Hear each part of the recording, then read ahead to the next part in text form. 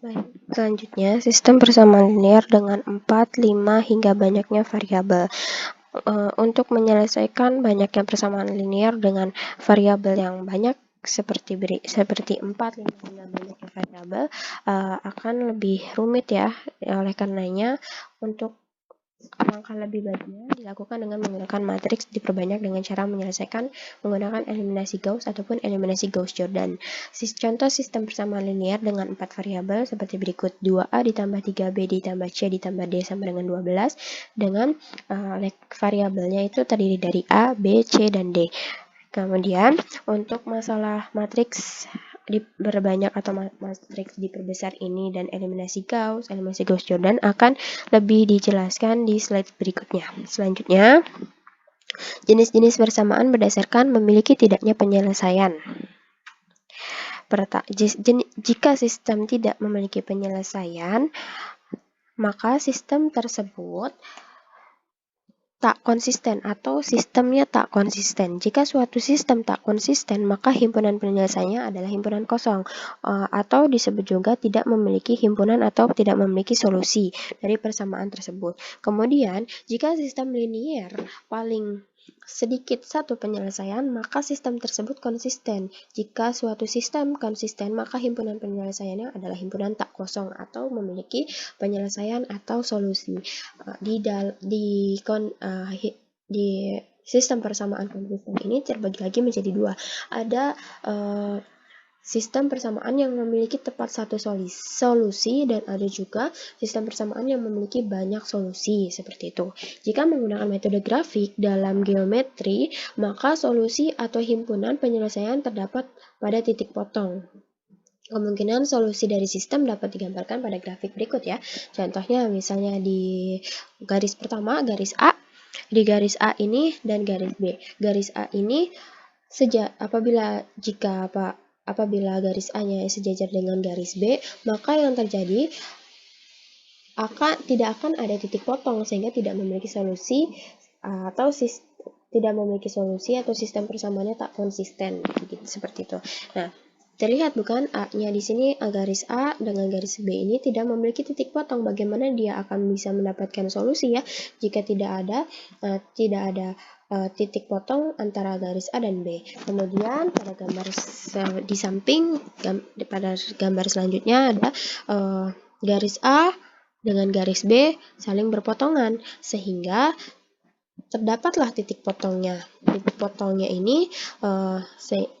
ini merupakan solusi ya dalam geometri. Sudah dijelaskan titik potong itu dalam geometri sama dengan solusi. Oleh karenanya jika garis A dan garis B saling berpotongan, maka yang terjadi akan ada titik potong sehingga memiliki solusi atau sistem persamaan konsisten dengan satu solusi. Kemudian pada gambar di bawah selanjutnya ini ada jika garis A dan garis B saling berhimpit, maka yang terjadi akan memiliki banyak titik potong sehingga memiliki banyak solusi. Nah, di sini garis A dan di sini juga garis B. Maka titik potongnya itu ada di sini, di sini, di sini, dan di sini dan seterusnya sehingga hingga tak tentulah banyaknya. Nah, oleh karenanya karena titik potongnya tak terhingga, maka banyak penyelesaian atau solusinya pun tak terhingga pula. Seperti itu. Selanjutnya, contoh soal untuk sistem yang memiliki solusi atau penyelesaian. Tepat satu solusi ini ya. Di sini kita menggunakan contoh soalnya A ditambah B sama dengan 4, A min B sama dengan 2. Caranya adalah mencari titik pada persamaan A plus B sama dengan 4 dan mencari titik pada persamaan A min B sama dengan 2. Kemudian bagaimana cara mencarinya? Mencari titik tersebut, caranya adalah jika kita ingin mencari tahu nilai A, maka B-nya harus sama dengan 0. Maka didapatlah A-nya 4. Jika kita ingin mencari nilai B, maka A-nya adalah 0 dan didapatlah B-nya sama dengan 4. Oleh karenanya titik pada persamaan A ditambah B sama dengan 4 ini adalah pada titik koordinat 4,4. Kemudian pada persamaan A min B sama dengan 2, didapatlah titik koordinatnya adalah min 2,2. Kemudian jika kita sudah mendapatkan titik pada setiap persamaan, maka kita buatlah gambar grafiknya di koordinat di koordinat kartesiusnya. Nah, kita lihat di fx ini kita memiliki koordinat 4, di koordinat 4,4 ya, di sini 4,4 ya. Kemudian di koordinat 4,4. Ini adalah fx-nya. Ya, kemudian kita gx atau persamaan kedua ya. Gx itu sebagai persamaan kedua min 2,2 kita gambarkan di sini dan di sini.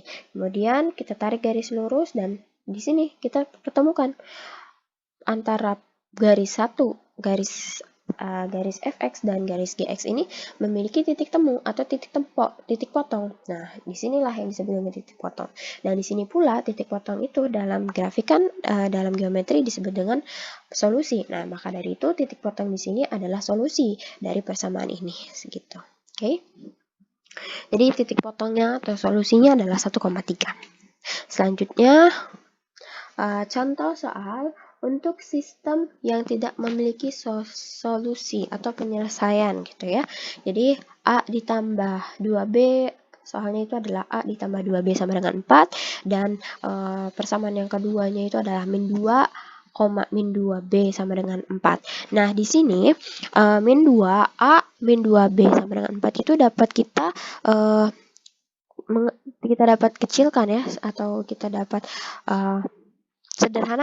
dapat sederhanakan menjadi seperti ini ya, menjadi seperti ini. Min A min B sama dengan 2 ya.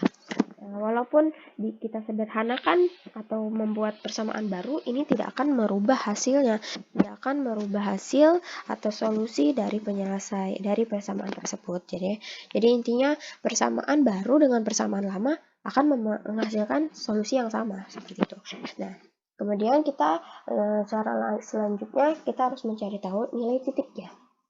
Nilai titik pada persamaannya. Kemudian di sini cara mencari nilai titik pada persamaan A plus 2B sama dengan 4. Jika kita ingin mencari nilai A, maka kita harus B-nya itu harus sama dengan 0. Maka didapatlah A-nya 4. Jika kita ingin mendapatkan nilai B, maka A-nya itu sama dengan 0.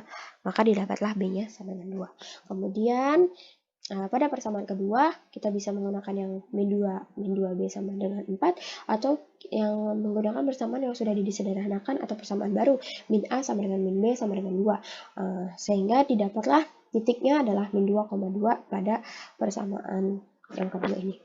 Kita kemudian membuat grafiknya di koordinat kartesius ini. Fx-nya ini adalah 2,4.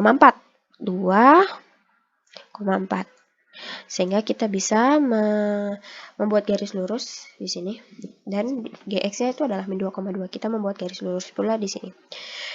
Bisa kita lihat grafiknya ini membentuk grafik garis pertama dan garis kedua ini saling sejajar, di mana tidak ditemukan titik potongnya jika saling sejajar. Oleh karenanya, jika tidak ada titik potong, maka tidak akan pula ada solusi seperti itu. Maka di sistem persamaan ini tak konsisten atau tidak memiliki solusi. Oke, soal selanjutnya. Nih, contoh soal untuk sistem yang memiliki solusi banyak tak terhingga penyelesaiannya gitu. Nah, ini contoh soal pertama ya. Persamaan pertama maksudnya. Persamaan pertama 2A min B sama dengan 3. Titik koordinatnya adalah 3 per 2, min 3. Dari mana mendapatkannya? Dari yaitu kita harus kalau kita ingin mencari nilai A, maka B-nya sama dengan 0, maka didapatlah 3 per 2 A-nya. Kemudian jika kita ingin mencari atau ingin mendapatkan B, maka A-nya sama dengan 0, sehingga didapatkanlah B-nya sama dengan 3. Nah, kemudian pada persamaan kedua kita gunakan menjadi min 2A plus B sama dengan min 3. Meskipun disederhanakan atau menghasilkan persamaan baru, ini tidak akan mengubah solusinya, karena ini dan ini termasuk dalam salah satu ciri dari sistem ekuivalen, sistem persamaan.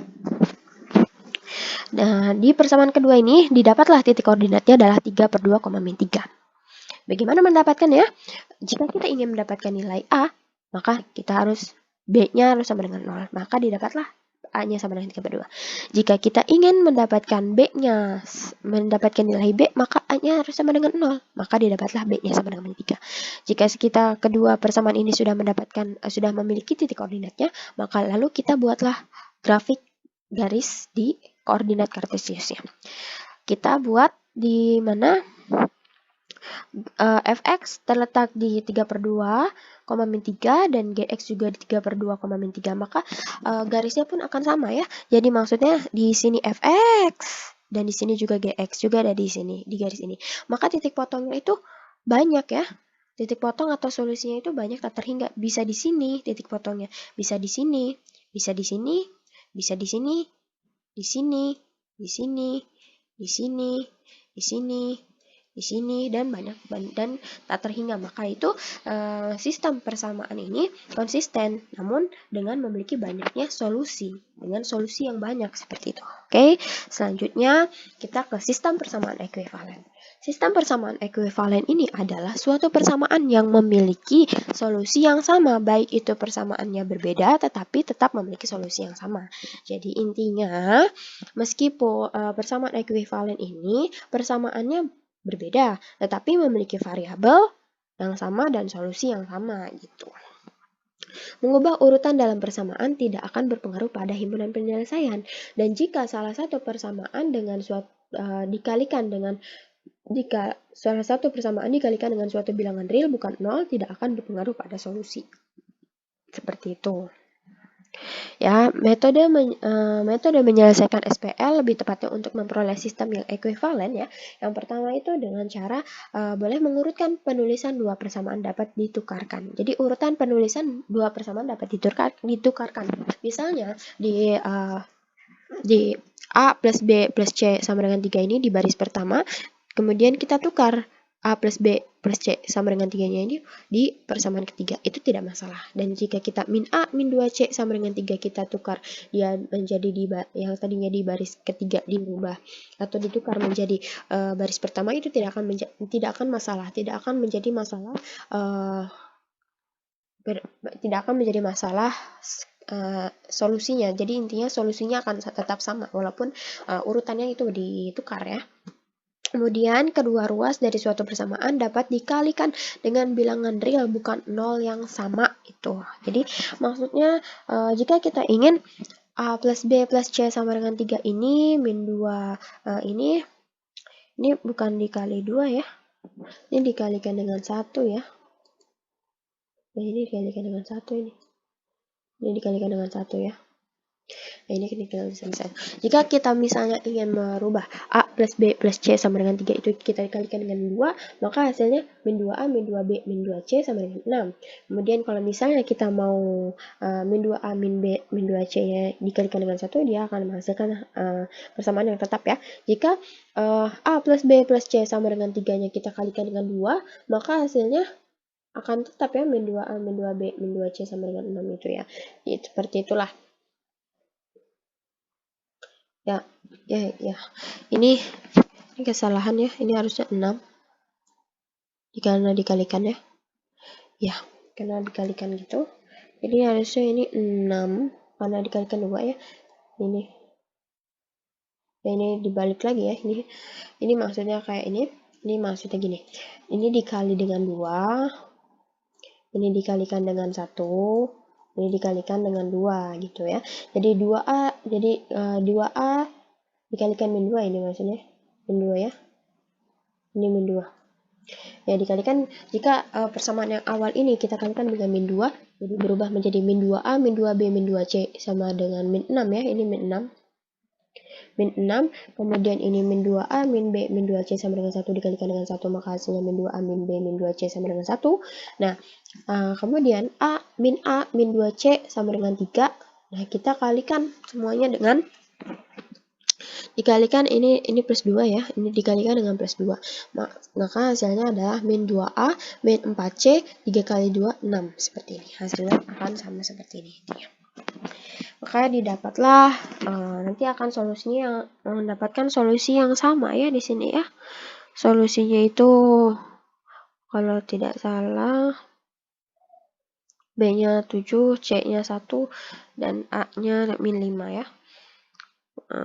Ya, seperti itu. Selanjutnya, sistem persamaan segitiga atau sistem N kali N.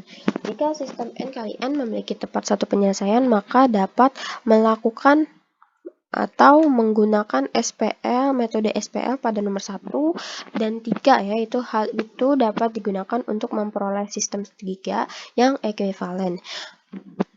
Suatu sistem dikatakan memiliki bentuk segitiga jika koefisien-koefisien dari K-1, K-1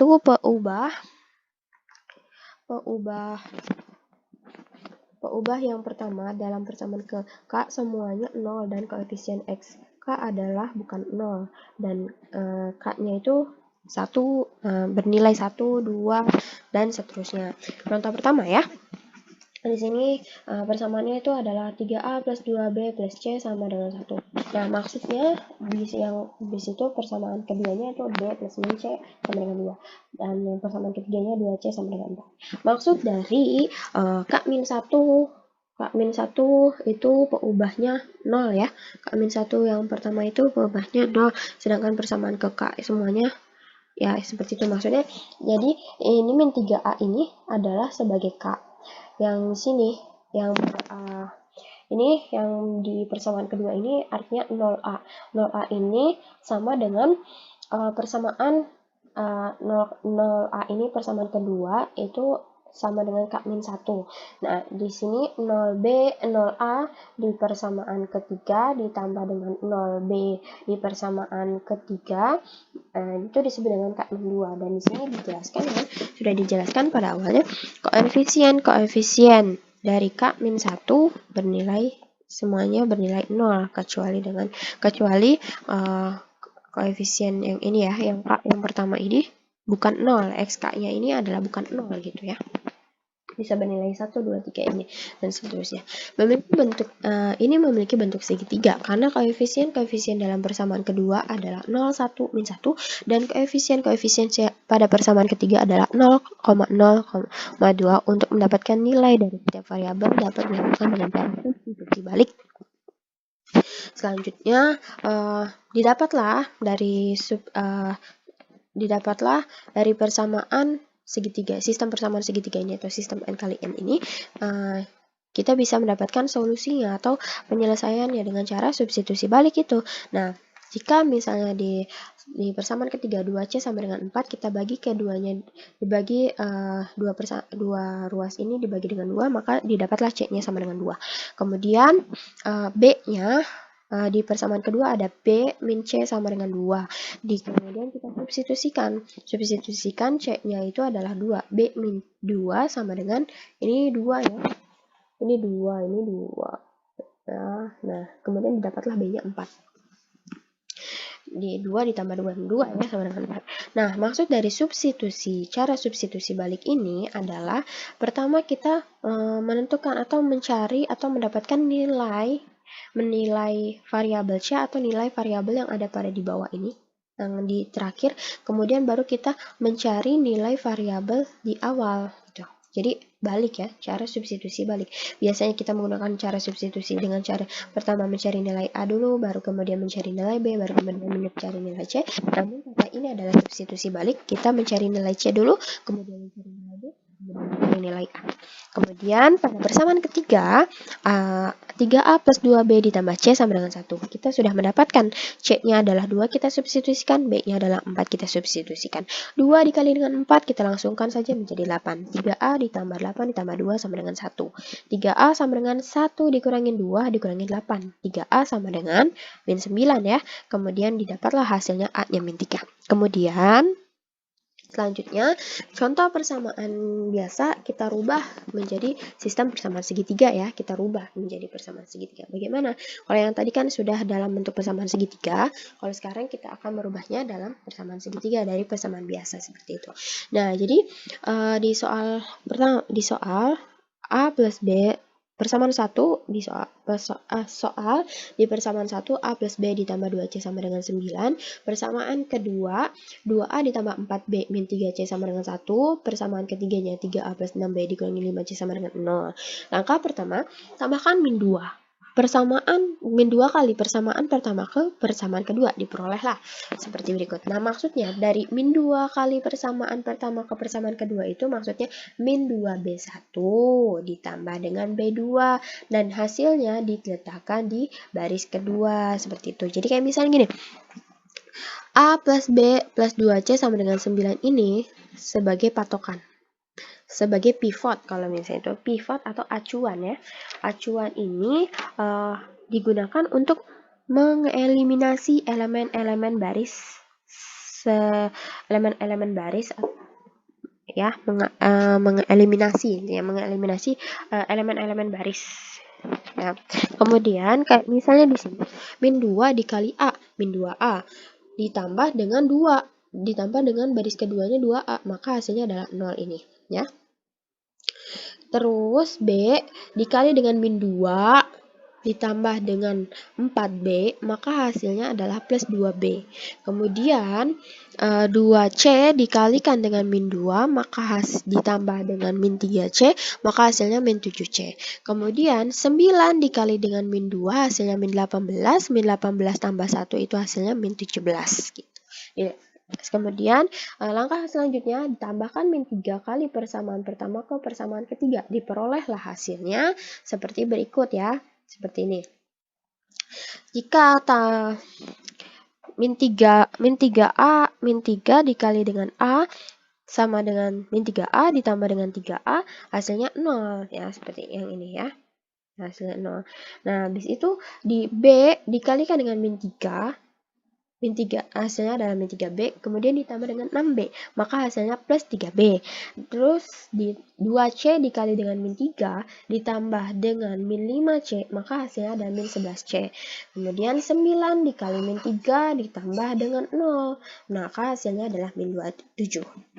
Kemudian kalikan 1/2 pada persamaan kedua, diperolehlah.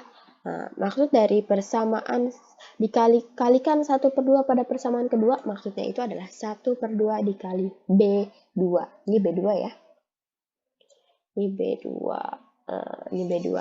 A ditambah B2 tambah 2C sama dengan 9 ini tetap ya, karena yang diminta adalah kalikan setengah pada persamaan kedua. Oleh karenanya yang tadinya di langkah kedua itu 2B min 7C min 17, karena di langkah ketiga itu dikalikan 1/2, maka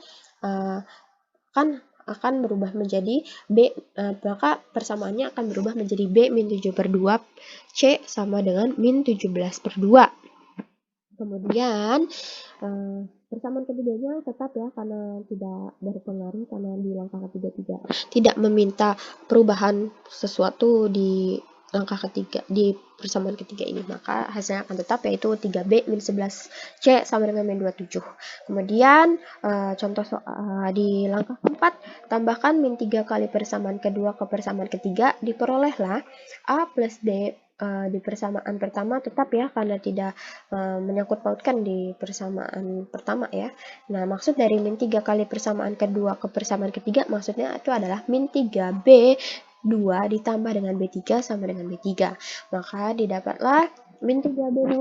Min 3B2 itu yang awalnya B min 3B ditambah dengan 3B, maka hasilnya 0. Nah, habis itu min 7/2 dikali dengan min 7/2C dikali dengan min 3, kemudian ditambah dengan min 11C, maka didapatlah hasilnya min 1/C. Kemudian min 17/2 dikali dengan min 3 ditambah dengan min 27, maka didapatlah hasilnya min 3/2.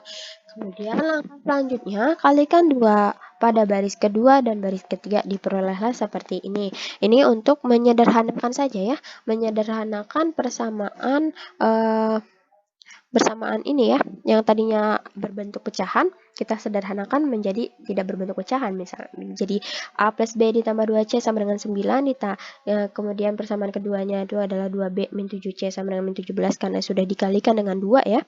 Ini maksud dari kalikan 2 baris kedua dan baris ketiga itu maksudnya begini. Jadi maksudnya 2B2, ini juga 2B3 ya. seperti itu. Nah, kalikan dua baris kedua dan baris ketiga. Jadi maksudnya dihilangkan ya, jadi yang tadinya bentuknya pecahan jadi tidak bentuk pecahan ya, seperti ini ya. Jadi dia 2B min 7C sama dengan min 17, yang tadinya min setengah C karena dikalikan 2 jadi min C sama dengan min 3. Lalu gunakan substitusi balik sehingga didapatlah nilai-nilai dari setiap variabel, yaitu A-nya sama dengan 1, B-nya sama dengan 2, dan C-nya sama dengan 3. Oke, Selanjutnya ada matriks diperbesar dan OBE. OBE itu adalah operasi baris elementer ya. Pada bagian ini kita perlu memperhatikan posisi plus. Ini kali ya, ini kali nih. Ini kali. Dan sama dengan dari bentuk umum. Sistem linier yang memiliki M persamaan dengan N variabel. Dengan demikian, bentuk umum tersebut dapat ditulis dalam sebuah matriks, di mana matriks tersebut disebut dengan matriks diperbesar. Nah, ini adalah bentuknya ya, bentuk matriks diperbesar ya. Ini bentuk matriks diperbesar ya. Sebelumnya itu bentuk umum dari persamaan linear itu kan seperti sebelumnya ya, sudah ada di slide sebelumnya. Nah, kemudian matriks apa sih yang dimaksud dengan definisi dari matriks diperbesar itu? Jadi matriks diperbesar ini adalah matriks yang semua entry-nya berisi konstanta atau koefisien SPL atau sistem persamaan linear yang kemudian diperbesar. Maksud dari diperbesar adalah menambahkan kolom yang berisi hasil dari persamaan linear atau yang disebut dengan konstanta yang terletak berada di sebelah kanan tanda sama dengan. Yang ini disebut dengan konstanta ya. Yang ini namanya adalah konstanta ya. Yang ini adalah konstanta. Ini namanya konstanta. Konstanta ya.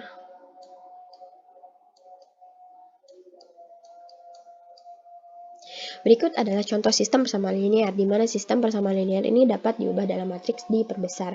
Nah, di sini persamaannya itu adalah A ditambah B ditambah 2C sama dengan 9. Di persamaan kedua 2A ditambah 4B dikurangi 3C sama dengan 1. Di persamaan ketiga 3A ditambah 6B dikurangi 5C sama dengan 0.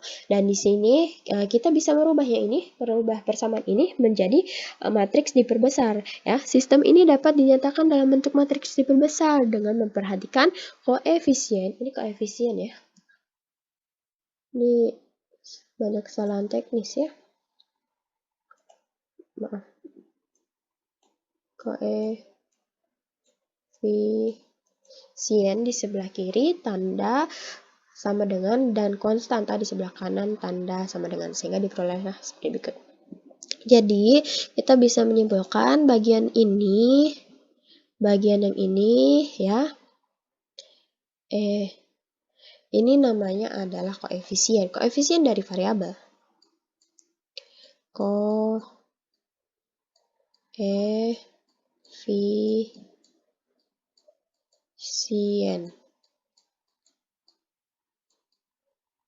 dari variabel ya. Ini dari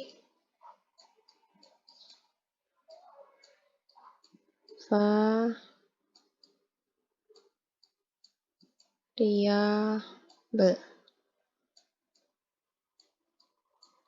Oke, sedangkan sebelah kanannya ini ya, sebelah kanan ini adalah konstanta. Ini adalah konstanta.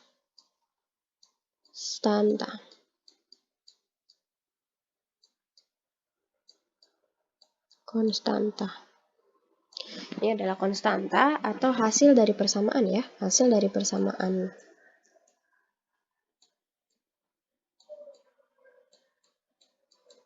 Hasil dari persamaan.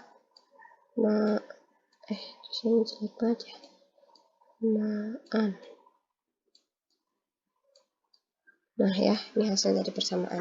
Konstanta itu adalah hasil dari persamaan yang letaknya di sebelah kanan sama dengan ya. Ya, ini di sebelah kanan kan? Berada di sebelah kanan, sebelah kanan, sebelah kanan. Dan ini adalah koefisiennya ya, koefisien dari variabel. Oke, selanjutnya. Karena baris-baris dalam persamaan bersesuaian dengan matriks yang diperbesar, maka operasi ini bersesuaian dengan operasi pada matriks yang diperbesar. Namun, dalam matriks yang diperbesar, di operasi tersebut dikenal dengan operasi baris elementer atau OBE. Nah, operasi-operasi itu yang pertama mengalihkan baris dengan konstanta tak nol. Kedua, menukarkan posisi dua baris. Ketiga, menambahkan kelipatan satu baris ke baris lainnya. Kemudian pada matriks diperbesar terdapat pivot. Pivot, di mana pivot itu adalah suatu baris yang digunakan sebagai acuan yang ada pada baris untuk mengeliminasi elemen-elemen baris lainnya dan pada bagian pivot ini tidak sama dengan 0. Contohnya, kita misalkan koefisien 1 ini pada persamaan pertama ini dijadikan sebagai pivot, maka koefisien ini dijadikan sebagai acuan untuk mengeliminasi baris kedua dan baris ketiga gitu.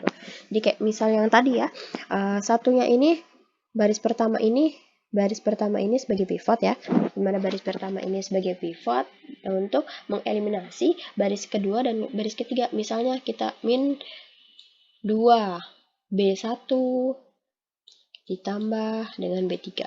Nah, ini sebagai acuan dan bentuknya persamaannya tidak akan berubah. Yang berubah itu adalah hasilnya. Yang hasilnya itu akan diletakkan di persamaan kedua itu, seperti ini. Jadi intinya persamaan satu ini adalah sebagai pivotnya, satu ini sebagai pivot, yang dimana tujuannya itu adalah mengeliminasi elemen-elemen yang di bawahnya, mengeliminasi baris-baris selanjutnya, misalnya kayak mengeliminasi bagian ini ya, kayak gitu. Kayak misalnya kita ingin mengeliminasi baris pertama, mengeliminasi kolom pertama pada baris kedua gitu ya, maka caranya dengan min 2 B1 itu adalah sebagai pivotnya itu kan ditambah dengan B3 B2 ya, maksudnya ini B2 ya, ini B2 sama dengan dan kemudian hasilnya diletakkan di B2, maka hasilnya min 2 dikali 1 ya min 2 ya, min 2 ditambah 2 maka hasilnya 0, maka nanti persamaannya matriksnya akan matriks selanjutnya akan bernilai ininya di matriks barunya dia akan bernilai 0 seperti itu.